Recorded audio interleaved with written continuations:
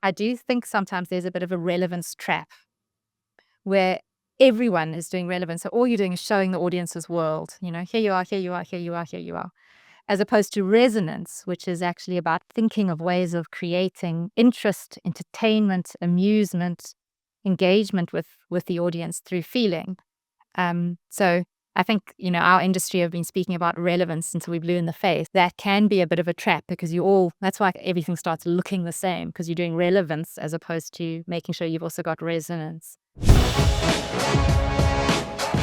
I'm Eric Fulweiler, and this is Scratch, bringing you marketing lessons from the leading brands and brains rewriting the rulebook from scratch for the world of today. Hey everyone, my conversation today is with Diana Springer. She is the group head of brand and marketing at Standard Bank, one of the biggest brands in Africa and the biggest financial services brand in Africa, working across 20 African countries with millions of customers. Fascinating conversation with Diana. She is relatively new to this role at Standard Bank. She's about 18 months in, and before that, she spent many years at many of South Africa's most prestigious agencies. She was the Chief Data and Intelligence Officer at M&C Saatchi Group, South Africa. Before that, she was at a different division of M&C Saatchi. She was also at Ogilvy. So she brings a ton of experience in South Africa, regionally on the African continent, and globally to bear on this role.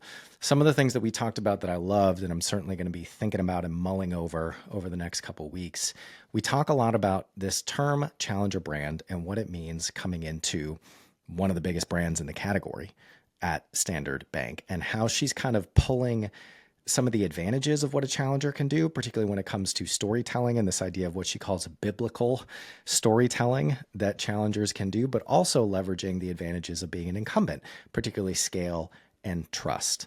We also talk about her definition of relevance versus resonance, which I thought was really interesting and actually haven't heard too much about. The role of creativity and how she sustains it within the organization. Coming into a role like this, particularly being new to the client and the corporate side, a lot of how she's been effective and will be effective is how she's working with the stakeholders around her, which she talks about. And then lastly, a topic that is near and dear to my heart, hardworking marketing. And we talk about how sometimes you just need work that works. Sustainable, effective marketing work. It does not need to be that complicated. So without further ado, please enjoy my conversation with Diana Springer of Standard Bank. Diana, welcome to the show. Thank you so much for making the time. How are things in Johannesburg today? Hi, Eric. Thank you for having me. Johannesburg is beautiful today. Very hot, blue skies, good African summer's day. Amazing. Well, I'll be back down there in January, and actually we're going to be hosting one of our rival CMO roundtables. So of course, would love to have you at that. I'll send along the date after the recording, but can't wait to get back. So much going on in South Africa these days. So, Diana, really excited to have the conversation about Standard Bank and what you've been doing since you've joined. But before we get into that, the icebreaker question that we ask every guest, can you tell us about a challenger brand you're particularly passionate about right now and why? Thanks, Eric. I've been thinking about this a lot. It's not one that I find very easy to answer at the moment. Many of the big challenges are competitors to Standard Bank in the fintech space. I'm not going to give them airtime. Um, and it feels like a strange brand because it's not a new brand, but I've always loved Spotify as a challenger attitude in category. I suppose it might qualify as a challenger brand in terms of how it's challenged the industry. And I think they certainly, from an advertising point of view, have just been outstanding and consistent. And I've been really impressed how they've managed to do a similar thing, even in a market like South Africa, as a global brand, still show up with that same tone and manner and attitude. And they've broken into this market excellently, brilliantly. We've actually currently running a partnership with them for our youth market. So they kind of stuck out for me. Other than that, in South Africa, as South African brands, I probably have to go into categories like health and beauty, where there've been some phenomenal brands that have opened in the kind of slightly more niche design, fashion space. Lots of young African and South African designers who are now, starting to run quite compelling and powerful brands like Tsepo Jeans, open at Sandton City, amazing young designer. The skincare brand called Skoon, which means clean in Afrikaans, also beautiful. So there's lots of that arty, creative a challenger in South Africa. But yeah, those were what came to mind. Not maybe a typical answer, but certainly the ones that I enjoy and consume. The last one I thought of was Whoop. I don't know if you're familiar with Whoop. I've been wearing Of Whoops, course. so you can see my Whoop. Again, it's a challenger, I suppose, and a really interesting one, how it's caught on to the post-COVID sentiment zeitgeist around well-being and health. And we're seeing quite a lot now, even in South Africa, where people are starting to really kind of engage with those types of utility-based, I suppose, brands. So yeah. For those who might not know, can you please give an overview of Standard Bank, what it does, the footprint that you have, just Absolutely. kind of a quick summary of the business and brand as it stands right now? Certainly. So the Standard Bank Group is the biggest financial services institution in Africa. We have a very broad proposition. We service all the way through from our retail clients, so our consumer audience. We have a business and commercial division. We have a corporate investment banking division, CIB, and we also have an insurance and asset management proposition. So really all things financial services, from your entry-level banking products, emerging markets, currently unbanked, becoming banked, all the way through to the very most sophisticated deal making in our CIB corporate and investment banking environment. We operate in 22 markets, 20 on the continent and 2 offshore hubs. And we have offices in 26 countries. So that includes the States and the UK, etc. Yeah, we have 15 million retail clients, roundabout. It's hard to say, active clients. And yeah, so, and, whether it be insurance, whether it be transactional banking, lending, saving, investments, we do it all. We have many sub-brands under our stable as well. So not only the Standard Bank Group and the very well-known Standard Bank brand, but we also have a very big brand called Liberty in our stable, as well as many other actually fintech and typically challenger brands that we partner with or that we have ownership structures around. So I'd be curious to hear you expand on kind of the term, the dichotomy, challenger, incumbent, because I know in our prep call, when I gave you the overview of Rival and what we're all about with this podcast and all the research and content and events that we do, it's about understanding what challengers are doing differently to drive growth in categories that are being disrupted. And you had an interesting take because, similar to how you answered yes and no to the, are you looking at what the challengers are doing? You kind of answered yes and no to, is Standard Bank a challenger? And some of that was certainly by market. In certain markets, you're more of a challenger. In certain markets, you're more of an incumbent. But part of it to me also seemed like maybe a dichotomy in your perspective on the topic and trying to pull the advantages from a challenger playbook and also an incumbent playbook. So I'd love to just let you elaborate on that. Like, what does the term challenger mean to you and for Standard Bank right now? Yeah, thanks. And I think it was a really interesting question because when we spoke, I had just been in the States and had been chatting to a number of the politicos in that environment around the elections, which are now this week. So there's the timing. And we were talking about the challenger brand of Trump versus the incumbent brand, and those at that time of Biden, actually. So that's where we were in Yep.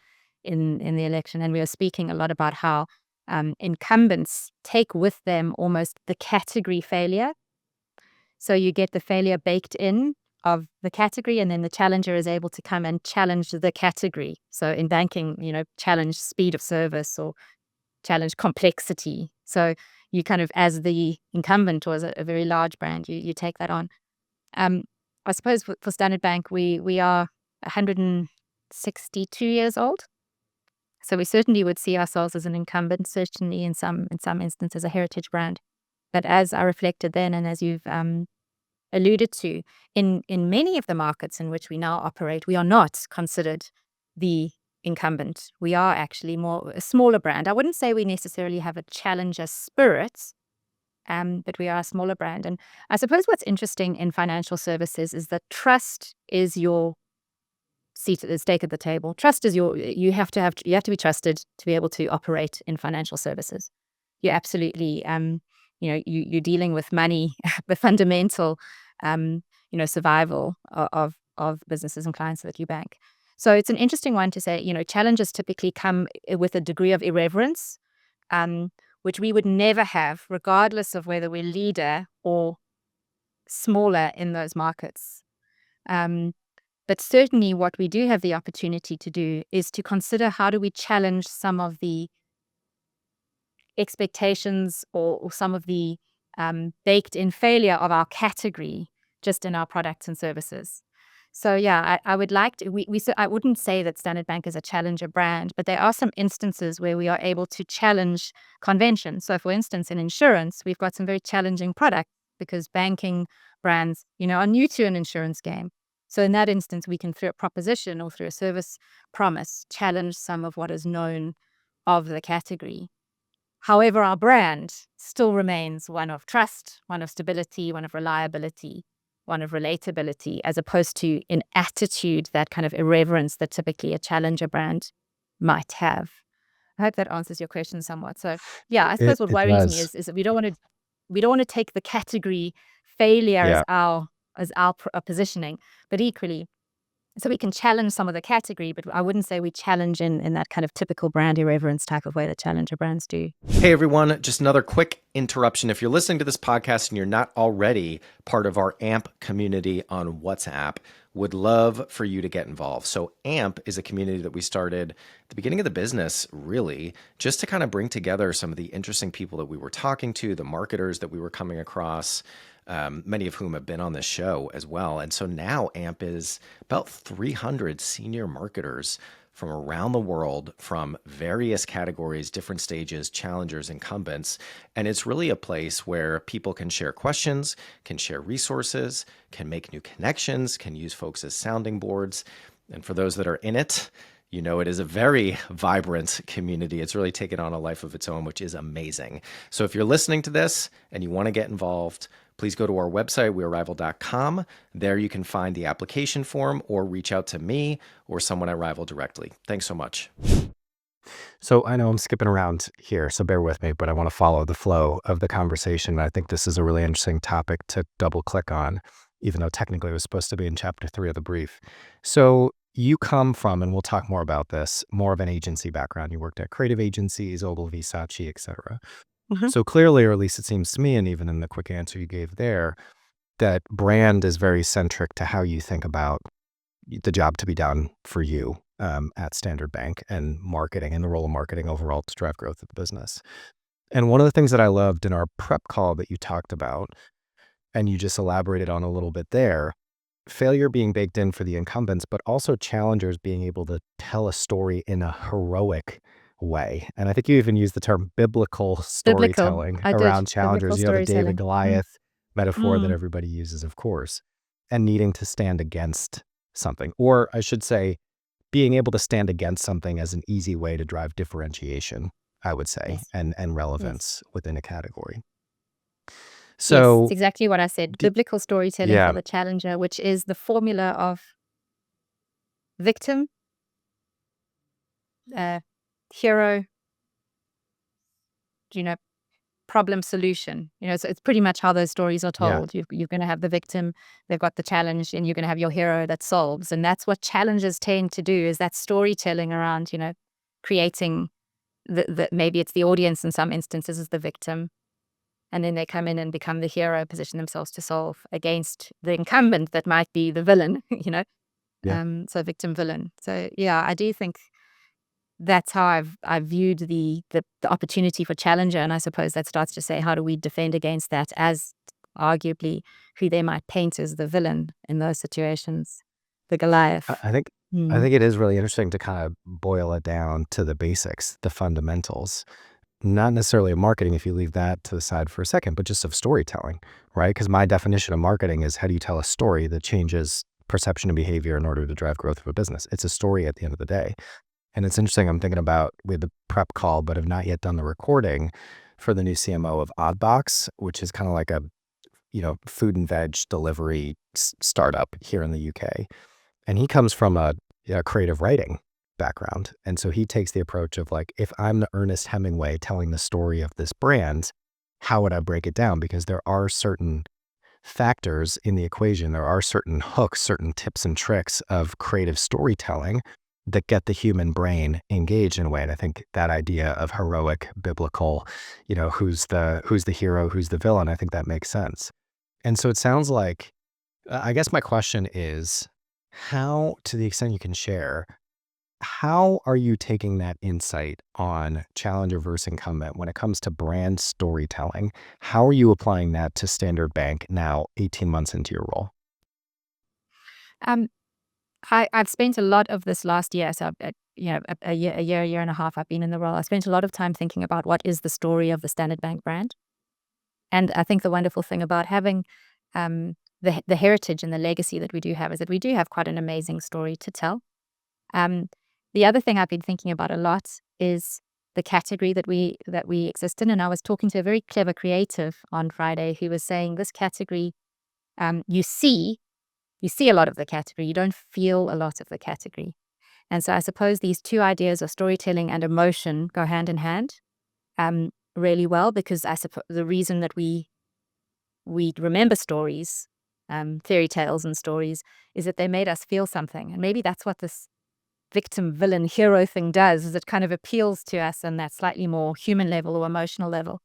For So I sure. suppose what I've been thinking is what is the story we tell, and how do we do that in an emotive way, so that it's not just a functional story of products and services and all the fabulous things that we are famous for, because amazing stuff that we do. But how do we do that in a truly human and relatable and emotive way?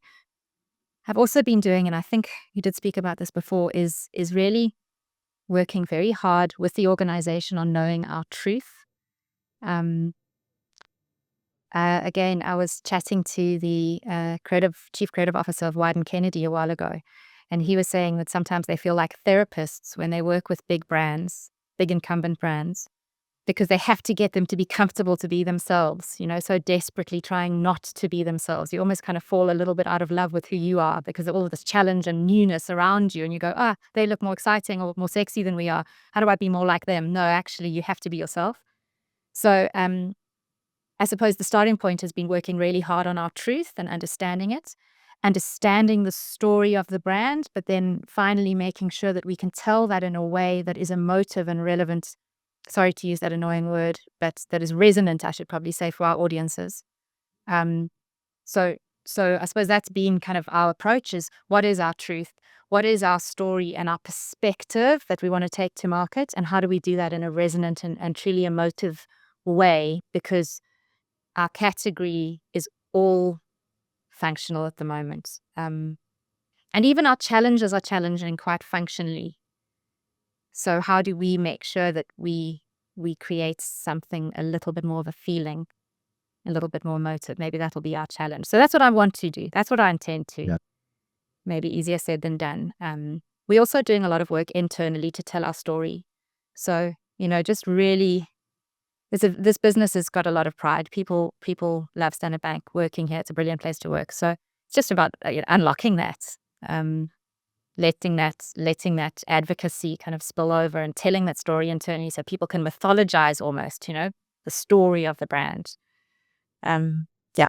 Hey everyone, just a quick interruption to share a really exciting announcement about some new research that we have put out about the rise of microcultures. So as you know, we at Rival are all about understanding what are challenger brands doing differently to grow within categories that are being disrupted. And one of the biggest trends that we've seen over the last few years, and this comes straight from the brain of our Chief Strategy Officer, Lance Koenig, is that challenger brands are mapping and tapping into microcultures to drive relevance and talkability and ultimately growth. They have flipped the playbook, the incumbent playbook of top-down macroculture on its head, and they're doing really exciting and differentiated things. So if you want to learn more about it, there's a landing page on our website. There's going to be a link in the show notes here. Go read the report, listen to the limited edition podcast series that we put out with it as well. I think you're going to find it fascinating and really valuable. Let me know what you think. And I'll throw it out there because maybe you're too humble to, but it sounds like that work on the internal comms is paying off, as you were ranked 18 on a list of top 20 of the world's best employers by Forbes recently. So congratulations Absolutely. on that front. Thank you. Just to go back to the resonant versus relevant conversation, I thought that was really interesting. The kind of challenger playbook of what we've identified these challenger brands do differently. It starts with differentiation, but then it goes into relevance. How do you actually get people to care about who you are by connecting with things that they care about? Let's start with the definition. How do you think about the difference between resonance and relevance? And then what does that mean for you and how you're approaching storytelling and marcoms as a brand? Okay. Um, I would define it as follows. I think I might be right, but this is how I kind of see it. Resonance for me is far more about the emotion and the feeling. So I said striking a chord is, I suppose, exactly what resonance actually does mean in a scientific way. So it's a resonant is the emotional um, connectedness and the feeling that you evoke. Relevance is about closeness to context. So I see actually in my world, I see the master brand and things that we do around, say, for instance, sponsorship. It's having a massive job to do when it comes to resonance. And I see our business units or our products and services brands really needing to deliver relevance because they are in the customer context, close to the audience. Having said that, and again, this is just my opinion. I do think sometimes there's a bit of a relevance trap where everyone is doing relevance. So all you're doing is showing the audience's world. Here you are, here you are, here you are, here you are, as opposed to resonance, which is actually about thinking of ways of creating interest, entertainment, amusement, engagement with the audience through feeling. So I think, our industry have been speaking about relevance until we blew in the face. I think sometimes that can be a bit of a trap because that's why everything starts looking the same because you're doing relevance as opposed to making sure you've also got resonance. Maybe over intellectualized, but my mother was an English teacher, so there you go. So matters. Yeah. I can see that being drilled at the family dinner Mm. table. Um, so I'd be curious, like if we bring it down to like the day-to-day tactical level, what does that look like? Like, are you writing briefs or are you kind of guiding your agencies to say, hey, I want this to be more resonant, or actually this campaign just needs to be relevant? And did you have to kind of like, you know, um, help to educate your internal teams to shift their perspective? Because it makes total sense as you think about it. It's not a conversation that I've come across that often. So I can imagine it is something where if you want different output from your internal or your external teams around that topic, you might have to kind of lead them or guide them in a different way. Mm. I would love to say I've solved it. I don't think I have completely. I think what's worth reflecting on is I work in a matrixed model. So while I sit in group brand and marketing, I have a executive that I'm on who are then responsible for business unit marketing within certain segments. It makes sense. So you've got marketing for corporate and investment banking, marketing for personal and private banking, and we all work together in the executive. So I suppose in that matrix model, I have been thinking about the frameworks, I suppose, or maybe the briefs around making sure we all understand the jobs that we need to do to all ultimately build equity or value for the Standard Bank Group brand. Um, I do have the benefit in my role of being able to do the brand advertising. So I suppose that gives me the clarity of what I'm seeking to do in that space. And certainly my agenda in that space is very much around the emotive value of the brand because I'm to some extent liberated from having to do the product proof or service solution proof points. However, working very closely within the business units and my partners in those marketing teams to make sure that at least that from a positioning point of view, we are all stacking up as one story. But yeah, I think that's the challenge, isn't it? That's the ongoing challenge to say when are the moments where you really want to work hard with your creative partners and make sure that those are moments that you really elevate and it creates that salience, that moment, as opposed to every single brief becoming this massive creative challenge because we would never get anything in market. And we've got a massive retail business. We've got a lot of work being published every day. So I don't think we've got that quite right. I think that's part of our ongoing balancing act, I suppose, um, to make sure that you are kind of with your partners are putting the energy into the right places. And the people side of this is, of course, half, or in my opinion, more than half the equation, particularly when you're operating at the scale that you are with one of the biggest brands in the world, one of the biggest businesses in Africa. So let's talk about that for a second. The Matrix organization, I know there were some changes to the structure around Uh-huh. marketing internally before you came in. And then, as always, for every CMO, the managing up, the communicating up, often the education around here's why this matters and why we need to do it differently is such a key Yes. part of the role. So I'd love to hear you talk a little bit about, and also I'll just note, you coming in from spending a lot of time in the agency world, of course, working with big businesses like this, but not being on the inside. How has that been, and how have you approached the work around the work, as I call it, of stakeholder management, getting people clear and aligned, and maybe some education around what you want to do with the brand and some of these topics that we've talked about so far? Yeah. Um, Gosh, there's lots of questions in that question. So, um, the the work around the work, I'm doing a lot of work with our teams, and I suppose just trying to role model how to engage with creativity. My current mantra is focus on what's strong, not on what's wrong. A lot of work to really elevate the power of creativity within financial services as an organization. So I'm doing kind of a lot of evangelical work, I suppose, with teams, with stakeholders, um, forums and conferences. Just more time really to appreciate the power of creativity has become a bit of one of the things I've been speaking a lot about, and I suppose it's probably to some extent why I was appointed into the role, is the desire to create that creative force a little bit more in the organization. So that's the first thing. The second is just to speak a little bit about how we've restructured when I joined. What the decision that was made at the time, and I think it's absolutely paying off, is to create, rather than a singular CMO structure, to create some focused domains. So we have a brand and marketing domain discipline, we have an eventing and experience discipline, and we have a reputation and communication discipline. The three of us work incredibly closely together, but we are able to have kind of very focused practitioners in our teams who are able to specialize in those domains and who then pull them through the organization as centers of excellence. So that's been a really interesting model, and that's working well. Um, but what holds us all together is we have the shared goal, ultimately the shared measure of brand value, don't we all? But also the shared goal of really using creativity as our tool to achieve that. Because, as I've said, we've got many of the functional proofs. It's about building that more emotive layer. In terms of the probably the third part of your question was about the managing up and the stake, why what we do is important.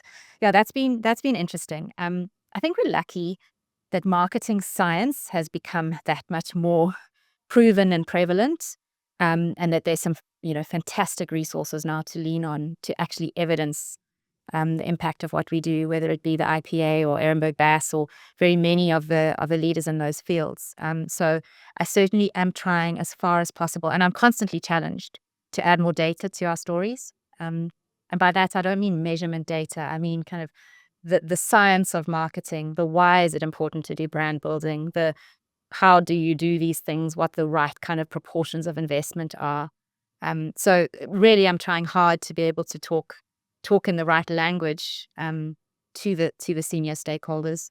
It's, again, I would say that's a work in progress. That's a work in progress, and I think sometimes it's a little bit build it and they will come. You go and do that amazing campaign, everyone goes, "Oh, she was clever," but it's to get to that maybe is my next challenge. So I hope that answers the three different Hmm. questions: the CMO structure, stakeholder management, and then really creativity is, I just keep on holding it up, as something that we need.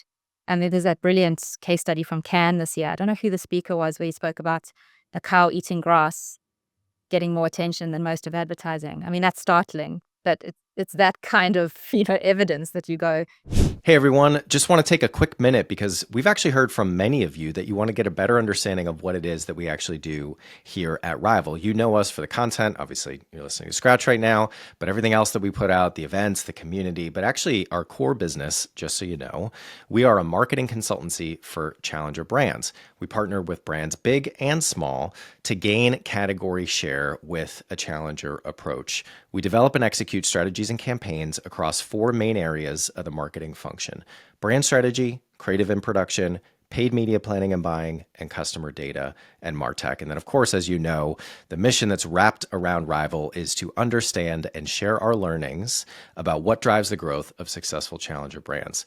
That's it. Sorry for the interruption. I'll let you get back to the show. we've got to do something a bit differently to grab attention from our audiences. Yeah, Yeah. I mean, for sure, that's what we see with these challengers is that differentiate, like, there's a reason it's at the core of the model. And you can't be different just for the sake of being different. Like, if a cow eating grass has nothing to do with your brand and how you're challenging the category convention, then it's a bit wasted. But, it's like that saying of the biggest risk is being ignored. which of course, it's always so Yeah, interesting being because we do a lot boring. of work in Yeah, the financial cost of boredom. services Mm. and all that. And I do a lot of speaking. I just came back from Money 2020 in Vegas doing the financial brand forum in the spring. And there's always well, in financial services, it's different. Or at least, if not that overt statement, there's the feeling of like, well, challenger equals risky. And I get that. I think it's the connotation of the word rather than the actual definition because everybody's playing on the same surface. You know what I mean? Like you can't take what Liquid Death is doing and bring it to a community bank in Texas, but you can look at the fundamentals of what they're doing differently. Within their category, they look at everybody else and they say, it's all the same. How do I put something out that's different? And so you might be a little bit more restricted. Your box might be a little bit smaller creatively in the world of financial services. And you do have that, especially as an incumbent, the necessity, but also the competitive advantage of having trust that you don't want to dilute by, preaching too much about what's wrong with the system or coming across as too risky or as too much of a challenger to the status quo. But I do think that the same thing still applies. Yeah, I must say, I mean, now that you mentioned that, I'm really not a big fan of the financial services challengers who are actually challenging the trust in our system. That worries me Yeah. terribly. And we're seeing quite a lot of it where actually, as they challenge a tactic, they are directly creating a sense of mistrust amongst our audiences for the institutions. And I don't think that's Mm. helpful because we are actually very good institutions and very trustworthy, that's for sure. So that is a bit of a worry for me. Um, so I worked with Mike Abel for a very long time. He founded M&C Saatchi Abel here in South Africa. And he always used to say, the job in advertising is to make the familiar strange or make the strange familiar. And when you said Liquid Death, it's exactly what I thought of as, making the familiar strange has been their tactic. And maybe that's part of what we need to do in something like financial services, where arguably products are relatively commoditized, is how do you do it in a way? How do you Yeah. just talk about it in a way that makes it more interesting, or more human, rather than necessarily having to actually challenge at its core, Mhm. the basis of the institutions. Yeah. Yeah. And I think people are open to that. I love that expression of making the familiar strange and the strange familiar. I think the other, it's maybe not an expression, but definitely a first principle for me is like people spend time with good content. You know what I mean? Like it doesn't matter if it comes from a friend in social media or a movie that's put out by a studio or a brand. It's just most advertising sucks. And there's the Exactly. reality You of see it, you that. don't feel it. You know, I Exactly that. Yeah. yeah, I mean, like we both spent a lot Yeah. of time in agencies and working with brands. Like, Mm. and this is coming to the question that I want to ask you because I thought it was a really interesting perspective, having gone across the fence to the corporate side. But it's not as simple as people on the sideline or people on the agency side can make it out to be or hope that it is. And so the question that I wanted to touch on is you said there are, quote, challenges to being brave that agencies don't always see and understand. Can you unpack that for us? Yeah, absolutely. I think, I suppose when I moved over into corporate, I thought, oh, yeah, it's going to be easy. I could just sign off on those brilliant big ideas and make them happen. And you realize it's not that simple. And also you realize that the real responsibility of holding the pen is a much heavier one than maybe you notice when you're in an agency side, because you've truly got to consider every aspect of your activity. And there's a lot to consider. I think possibly a little bit of advice to agencies is that you can't the brave ideas that take in the context into account are amazing. The brave ideas that miss some of the context are really hard. So sometimes I feel that sometimes there can be a little bit of naivety in some of the kind of oversimplification of what can be done. And you need partners who deeply, deeply appreciate your context so that they can see where the opportunities for bravery are and where maybe they aren't. Um, Having said that, I suppose that's the job, is to hold to know the moments where you need to absolutely hold and defend the idea, and to know the moments where it's okay, to compromise. You can't fight for everything, but to be really clear on the things that you can't compromise. And that's what I need to balance and get right. And it's early days. But yeah, that kind of slightly, I do think there was a moment of naivety in the beginning. I was like, oh, it'll be all so easy and I'll do this amazing work.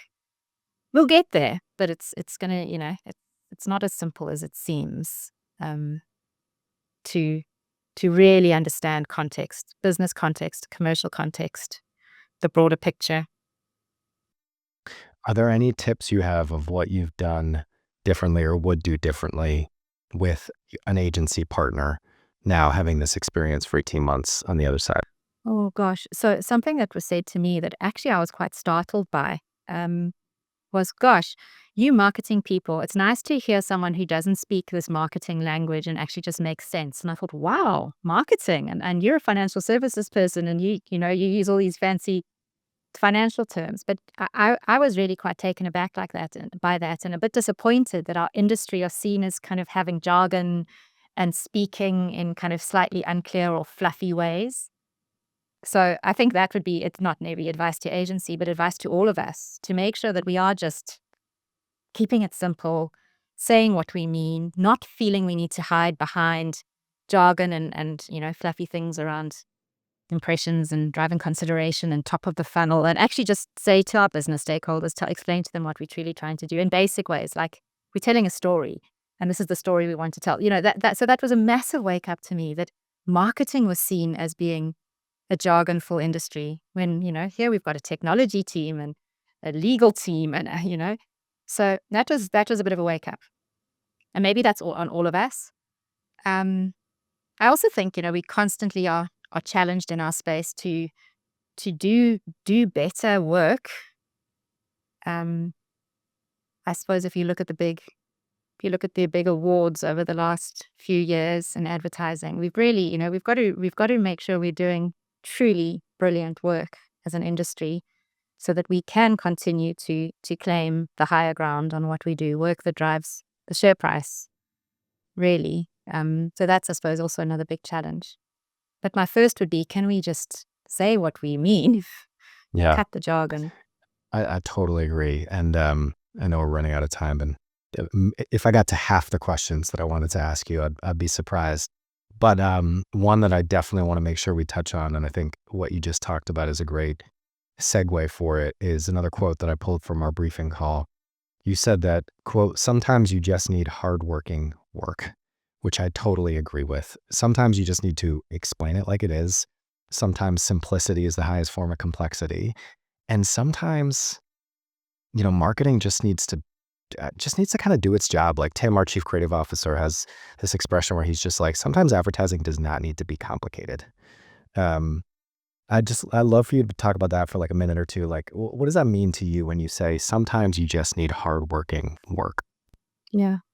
I think it's this, I suppose, I spent the first whole part of this interview speaking about how we want to inject emotion and the power of creativity and don't the, risk of boring. But on the antithesis of that is, if we try and boil the ocean on every banner ad that we're doing for a lending Yeah. product, we're never going to get any work out. And I think that, so it is about really knowing where to invest the energy and also knowing where you just need to cut through, have the right tone, have the right kind of brand, position in your work, and write a good line, really, clear and simple, or slightly clever line, and get it out there. I think it's also about all of us knowing where we're going to put the energy to elevate real impact and creativity that creates those long-term brand memories and feelings and emotions, versus when do we just want this to tell people what we need them to know in a clear, simple, and relevant way to them. So there's that word again. But yeah. So I do. And again, I don't think we've got that right, but I think working with the teams, it's trying to make sure that we aren't putting the same amount of energy into everything. We're knowing the Yeah. moments where that energy is required. Yeah. And is that, as things come up, are you just kind of feeling your way through it and saying, I feel like this is an opportunity to do something bigger, or actually this just needs to be hardworking, or is there any type of framework that you use to kind of help to, I'm trying prioritize your to, resources and time? yeah. I suppose it's more at a principles level. I'm Yeah. trying to get the teams to sustain work for a lot longer and to build on what has worked rather than reinvent everything. Again, there's lots of marketing science in support of that. So that's really, really useful. The kind of whole idea that wear out is actually not really a thing. The whole idea around creative consistency being an absolute amplifier of effectiveness.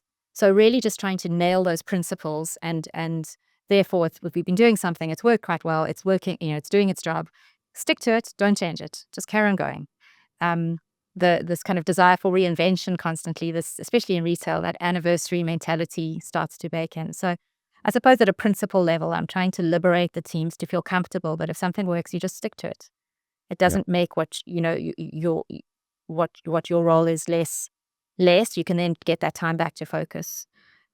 Produce less, spend more on media, sustain what works, Have stick to your knitting. as much choice as well. There's definitely something to that. All of that.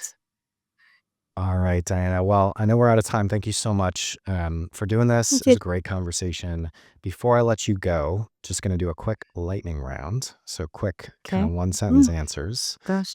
to the following 4 questions. The first is, what was the first marketing job you ever had? I was an account executive at Ogilvy in Cape Town, working on Volkswagen. What is the best piece of career advice you've received? Do what's in front of you every day, and the rest will come. What- Don't worry about what's what around is the the- corner. What is the best brand campaign you've seen recently? Ooh, no, you're challenging me. Everything Apple does is amazing.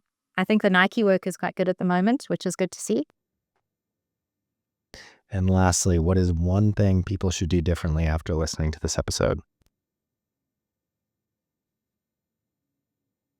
Be really, really clear on what the story is that they want to tell.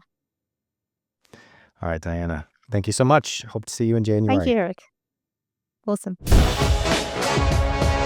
Scratch is a production of Rival. We are a growth consultancy that builds challenger brands, strategies, and capabilities to disrupt categories. If you want to learn more about us, check out wearerival.com. If you want to connect with me, email me at eric@wearerival.com or find me on LinkedIn. If you enjoyed today's show, please subscribe, share with anyone you think might enjoy it, and leave us a review. Thanks for listening, and see you next week.